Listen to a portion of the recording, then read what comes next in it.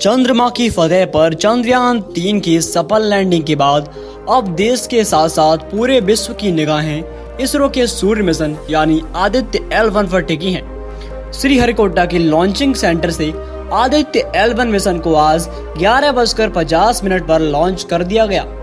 Aditya L1 अंतरिक्ष यान को पृथ्वी और सूर्य के बीच की 1% दूरी तय करके L1 पॉइंट पर पहुंचा देगा। दोस्तों, आप शायद ये भी जानते होंगे, चांद के दक्षिणी ध्रुव पर चंद्रयान-3 की ऐतिहासिक लैंडिंग के बाद भारतीय अंतरिक्ष अनुसंधान संगठन इसरो एक बार फिर से इतिहास रचने की दहलीज पर है। अब देश के साथ साथ विश्व की निगाहें इसरो के सूर्य मिशन यानी आदित्य L1 पर टिकी हैं।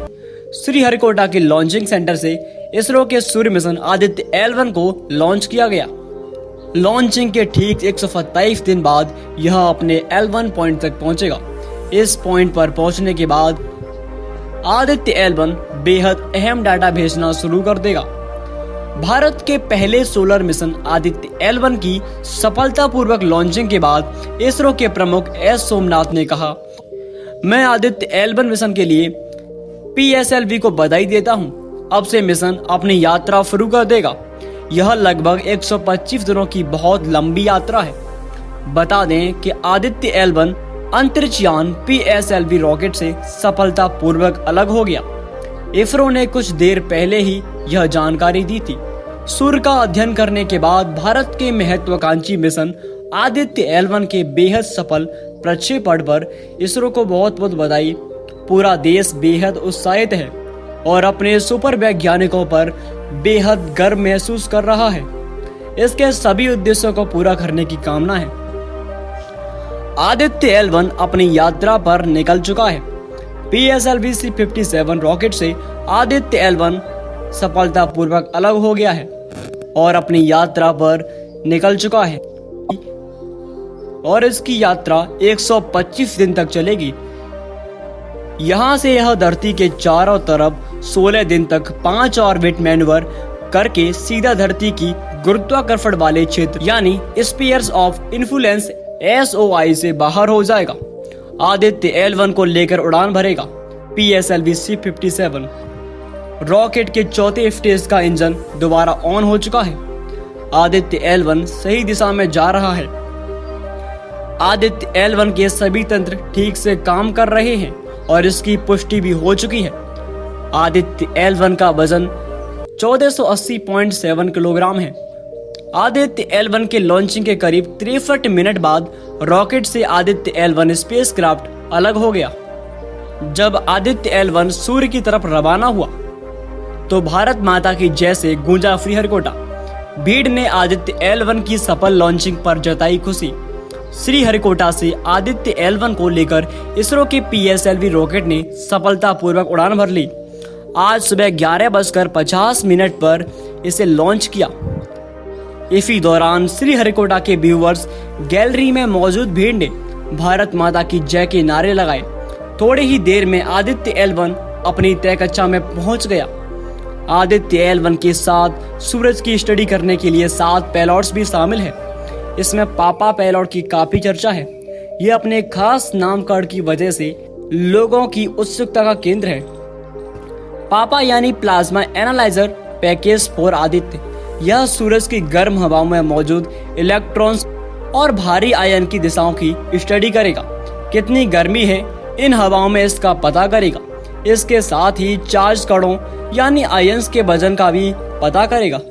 आदित्य L1 अपनी यात्रा की शुरुआत लोअर अर्थ ऑर्बिट LEO से कर चुका है।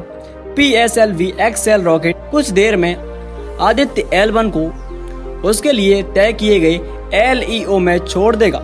यहाँ से यह धरती के चारों तरफ 16 दिनों तक 5 ऑर्बिट मैन्यूवर करके सीधे धरती की गुरुत्वाकर्षण वाले क्षेत्र यानी स्फीयर्स ऑफ इन्फ्लुएंस से बाहर हो जाएगा। यहाँ से आदित्य L1 को हेलो ऑर्बिट में डाला जाएगा, जहाँ पर L1 पॉइंट पड़ता है। इस यात्रा में इसे 109 दिन लगेंगे। आदित्य L1 को 2 बड़े ऑर्बिट में जाना है, लिहाजा यह यात्रा बेहद कठिन है। आदित्य L1 का वजन 1480.7 किलोग्राम है। यह रॉकेट वैसे तो आदित्य को 25 मिनट में ही तय कक्षा में पहुंचा देगा। यह इस रॉकेट की सबसे लंबी उड़ानों में से एक होने वाली है। इसरो का सबसे पहला सूर्य mission PSLV-C57 Aditya L1 mission को लॉन्च कर चुका है। लॉन्चिंग श्रीहरिकोटा के सतीश धवन स्पेस सेंटर से दूसरे लॉन्च पैड तय समय पर की गई। आदित्य L1 मिशन की सफल लॉन्चिंग के बाद इसरो ने रचा इतिहास। चांद के दक्षिणी ध्रुव पर चंद्रयान 3 की ऐतिहासिक लैंडिंग के बाद भारतीय अंतरिक्ष अनुसंधान संगठन इसरो ने एक बार फिर से अंतरिक्ष में इतिहास रच दिया है। इसरो के सूर्य मिशन आदित्य L1 को आज सुबह लॉन्च किया गया।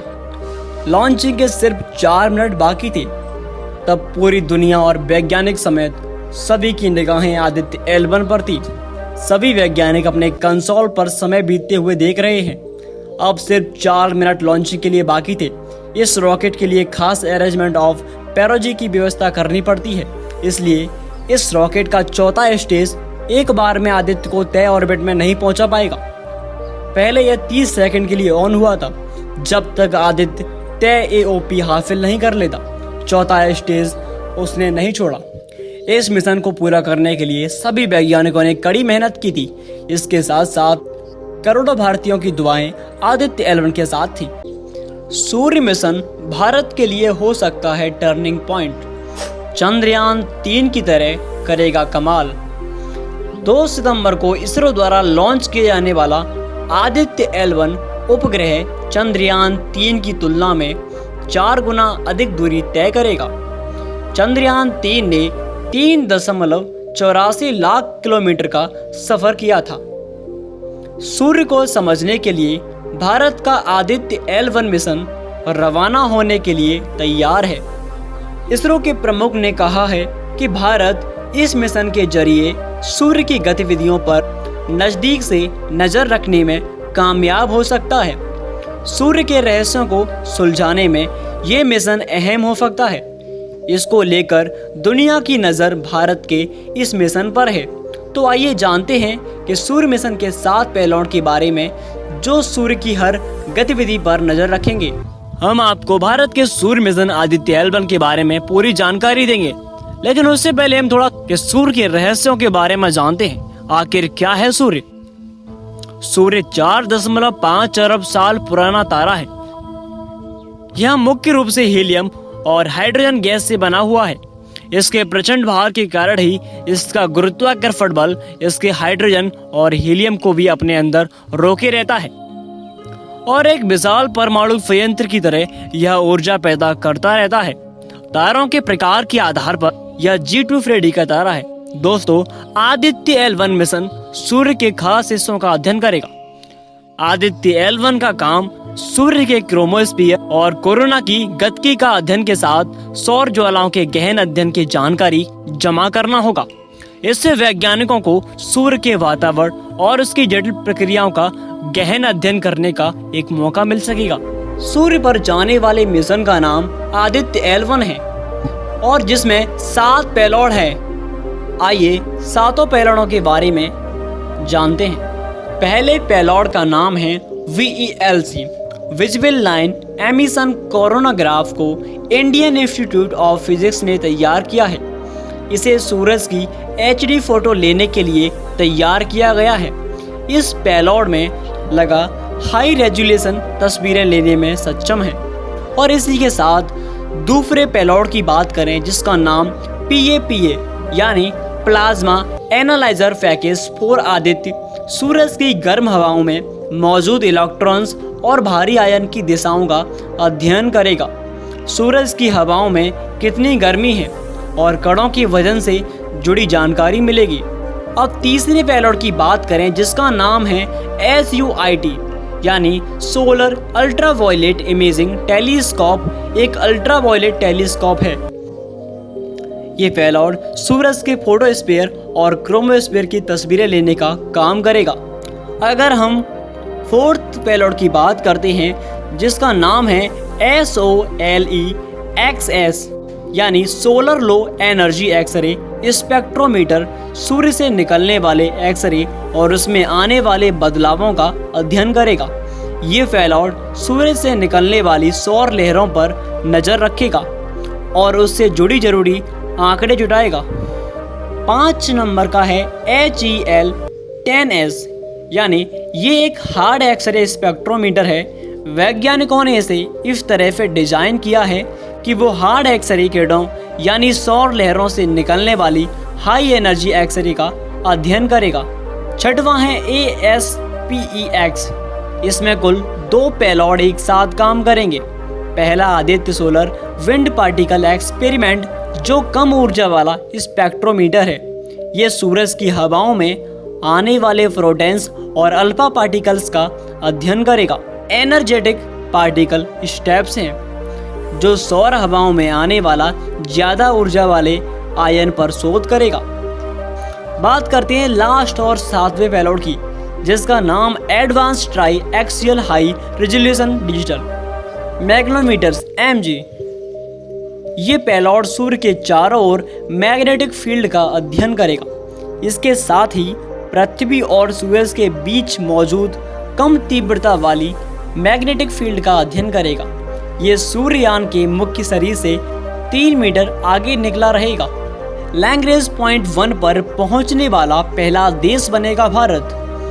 आदित्य मिशन के जरिए पृथ्वी एवं सूर्य के बीच स्थित लैग्रेंज पॉइंट L1 पर उपग्रह भेजने वाला भारत विश्व का पहला देश बनेगा।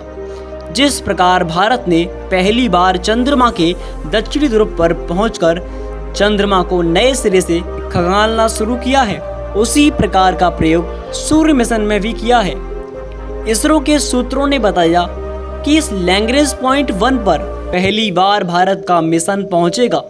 यह बिंदु धरती से करीब 15 लाख किलोमीटर की दूरी पर है, जबकि धरती से सूर्य की दूरी 15.11 करोड़ किलोमीटर है। पृथ्वी और सूर्य के बीच ऐसे 5 लैग्रेंज पॉइंट हैं। यह बिंदु सूर्य के सबसे निकट हैं, जबकि 4 अन्य बिंदु दूरी पर हैं। लैग्रेंज बिंदु एक ऐसा बिंदु होता है जहां धरती या सूर्य का गुरुत्वाकर्षण का प्रभाव नहीं होता है तथा इस बिंदु पर उपग्रह स्थिर रह सकता है। इसलिए यहां से उपग्रह सूर्य के बारे में जानकारी इकट्ठा करेगा। चंद्रयान की तुलना में 4 गुना अधिक दूरी तय करेगा आदित्य L1। 2 सितंबर को इसरो द्वारा लॉन्च किया जाने वाला आदित्य L1 उपग्रह चंद्रयान 3 की तुलना में 4 गुना ज़्यादा दूरी भी तय करेगा। चंद्रयान 3 ने 3.84 लाख किलोमीटर का सफ़र किया था। हालांकि 2014 में मंगलयान ने इससे कहीं ज़्यादा लंबा सफ़र तय किया था, जो करीब 37 करोड़ किलोमीटर के करीब था। फिर भी आदित्य L1 इसरो का एक बड़ा और चुनौतीपूर्ण मिशन साबित होगा।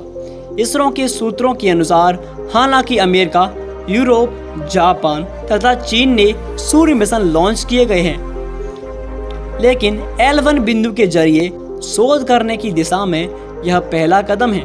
इसलिए यह अभियान पूरी तरह से इनोवेटिव साबित होगा और इसके जरिए महत्वपूर्ण आंकड़े हासिल किए जा सकेंगे।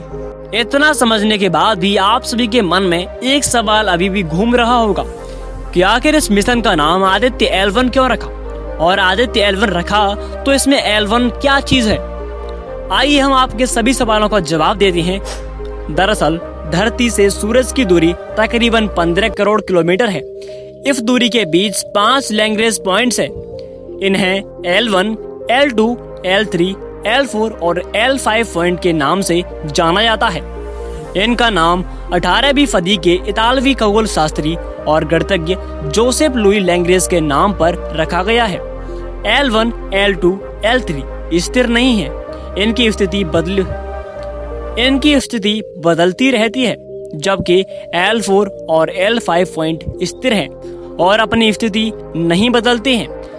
L1 इसका पहला पॉइंट है जो धरती से 15 लाख किलोमीटर दूर है। L1 पॉइंट को Lagrangian point, Lagrange point, liberation point या L पॉइंट के तौर पर जाना जाता है। अभी भी आपके मन में एक सवाल जरूर होगा कि सर L1 पॉइंट को ही ये क्यों चुना गया। इसरो की एक रिपोर्ट के मुताबिक एस सोमनाथ ने कहा कि L1 एक ऐसा स्थान है जहां से सूर्य का 24 घंटे अवलोकन किया जा सकता है। ये वो जगह है जहां धरती और सूरज के गुरुत्वाकर्षण के बीच एक बैलेंस बन जाता है। धरती और गुरुत्वाकर्षण के बीच बैलेंस होने से एक सेंट्रीफ्यूगल फोर्स बन जाता है। इस फोर्स की वजह से कोई भी स्पेसक्राफ्ट एक जगह स्थिर रह सकता है। इसके अलावा इस स्थान को दिन और रात में कोई भी ग्रह या उपग्रह प्रभावित नहीं कर सकता। यहाँ से सूरज 7 दिन और 24 घंटे दिखाई पड़ता है। वहीं ये पॉइंट पृथ्वी के नजदीक है और यहाँ से संचार में काफी आसानी होती है। इसी कारण ये स्थान स्टडी के लिहाज से अच्छा माना जाता है। आप सभी को हमारी जानकारी कैसी लगी, प्लीज कमेंट में अपने देश के महान वैज्ञानिकों के लिए एक शब्द जरूर लिखें और साथ में ही वीडियो को लाइक करके चैनल को सब्सक्राइब जरूर कीजिएगा।